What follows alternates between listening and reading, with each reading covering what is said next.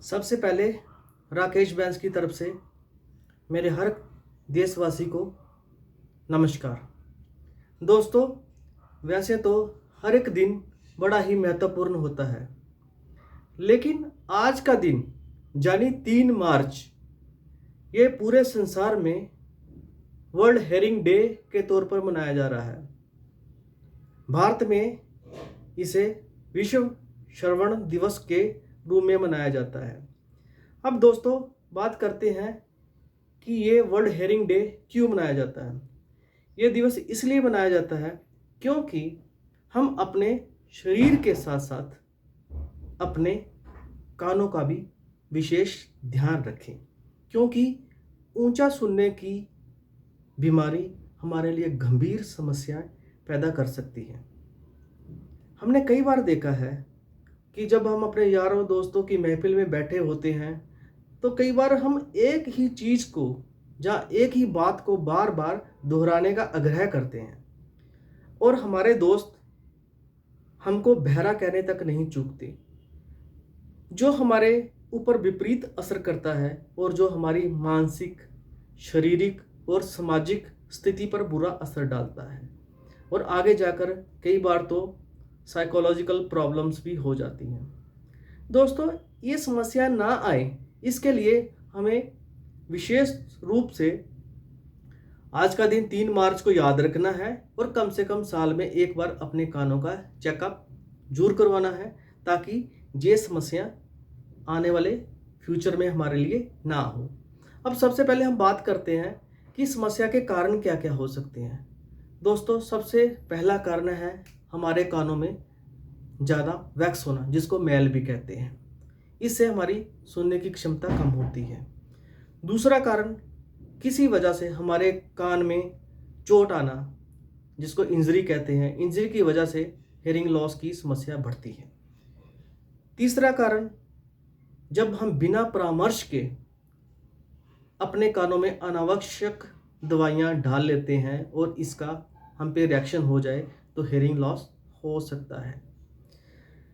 और जो अगला कारण है, सबसे बड़ा कारण है, जब हम अपने आप को ज़्यादा शोर शराबे में एक्सपोज करते हैं तो ये हमारा हेयरिंग लॉस का बहुत बड़ा कारण होता है। हमारे बहुत सारे लोग इस तरह के हैं, जिस तरह फैक्ट्रियों में वर्कर काम करते हैं, वहाँ बहुत ज़्यादा शोर शराबा होता है और उन्हें घंटों उन मशीनों की खड़खड़ाहट के बीच में रहना पड़ता है, उन्हें भी हेयरिंग लॉस होता है।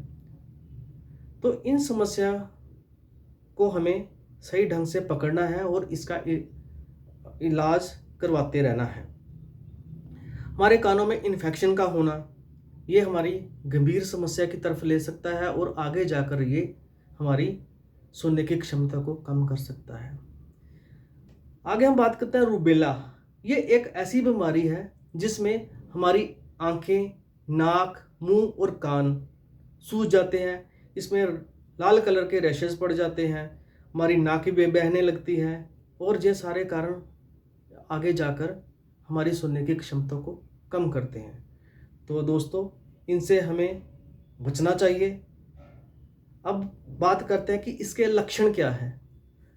दोस्तों, सबसे बड़ा लक्षण तो यही है कि हमारे कानों से गंध आना, जिसको हम बदबू भी कहते हैं, और इससे हमारे यार दोस्त भी हमसे दूर हटते हैं। तो ये बहुत बड़ी समस्या है। यह एक लक्षण है कि हमारे कानों की समस्या है। दूसरा, कानों में लगातार खून बहते रहना, हमारे कान, नाक, मुंह, गालों और आंखों पे सूजन रहना, ये भी एक कारण हो सकता है। कम सुनाई देना, एक ही बात को बार बार रिपीट करने के लिए आग्रह करना, ये सारी समस्या है जो एक संकेत है, जो सूचक है कि हमें हेयरिंग लॉस होने जा रहा है या हो चुका है।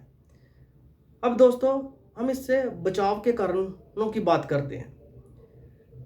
सबसे पहले इसका सबसे बड़ा बचाव तो यही है कि हमें अपने आप को ज़्यादा शोर शराबे वाली जगहों पे एक्सपोज नहीं करना है।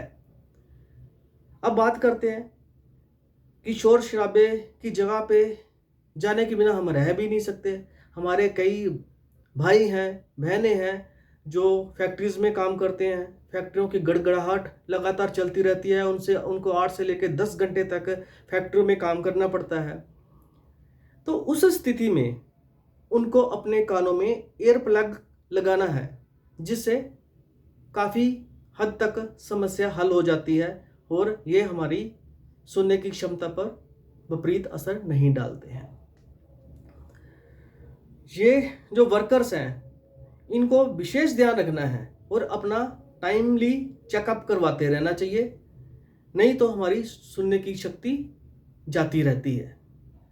कोई भी अनावश्यक चीज़ जैसे कोई पेंसिल, कोई तीखी चीज़ अपने कानों में नहीं डालनी है, क्योंकि ये आगे जाके कानों में इन्फेक्शन कर सकती है।